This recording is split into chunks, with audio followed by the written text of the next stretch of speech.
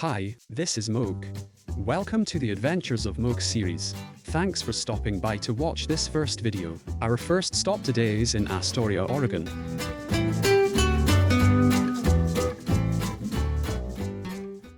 Founded in 1811, Astoria is the oldest city in the state and was the first permanent American settlement west of the Rocky Mountains.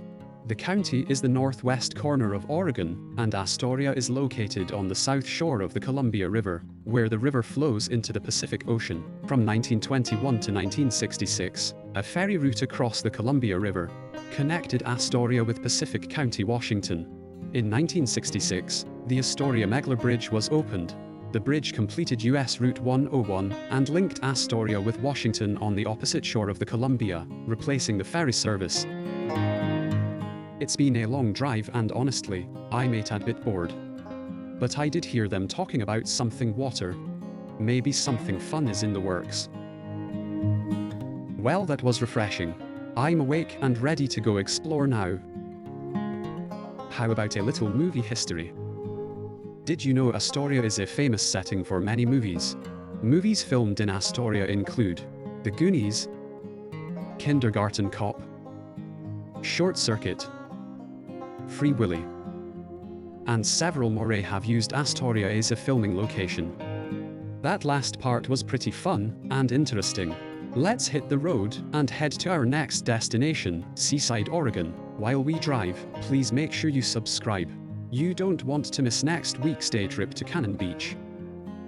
Seaside marks the end of the Lewis and Clark Trail. When Lewis and Clark reached the Pacific Ocean in November of 1805, they set up camp north of Seaside by the mouth of the Columbia River. In January of 1806, an expedition then traveled south to establish the salt cairn, also known as the Salt Works, which is a place where ocean water is boiled to harvest salt. The salt was essential because there was no other way for them to cure meat. Now that you have a little history, let me show you why visiting Seaside is one of my favorite places. Running on the beach, digging in the sand, and playing in the water is an absolute favorite of mine. This is my sister Maze, and as you can see, she loves the beach just as much as I do. What could possibly be more fun? How about when the family littles join us for some playtime? Seaside has a promenade often referred to as the Prom, which is 1.5 miles long. When the Prom was originally built in 1920, it was constructed out of wood. To date is a paved 15-foot wide walkway, with access points to the Pacific Ocean, and is lined by hotels, shops, an aquarium, and more. The aquarium is one of my favorite places to visit. When Mom and Dad feed treats to the seals, they sit up, just like me. Inside there are all sorts of unusual sea creatures to view. This lad is a sketchy character. He is always moving and trying to climb out. Don't worry, if he escapes, I'll herd him back to where he belongs. The littles really like this area, where you can touch and feel the sea creatures.